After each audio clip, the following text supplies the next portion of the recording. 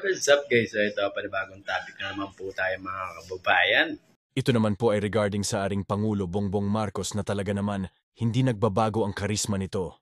Nakakahanga talaga itong ating Pangulo dahil sa sobrang sipag nito ay tila.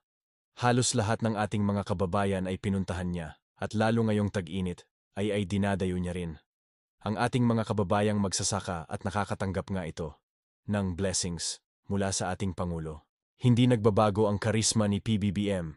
Dito sa video na ito sa South Cotabato, mainit na tinanggap ng mga taga Mindanao ang Pangulo.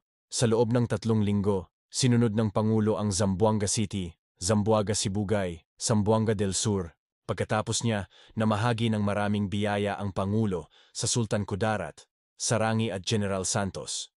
Pumunta rin ang Pangulo sa Northern Mindanao, sa Cagayan de Oro, Iligan City, Bukidnon, Misamis Oriental, Misamis Occidental. Ngayong linggo, nagpunta ang Pangulo sa Tawi-Tawi at sa Maguindanao. Marami nang kinakabahan. Tumataas ang approval at trust rating, habang tuloy-tuloy na ibinubuhos ang mga tulong sa mga magsasaka, mangingisda at mga mahihirap na pamilya.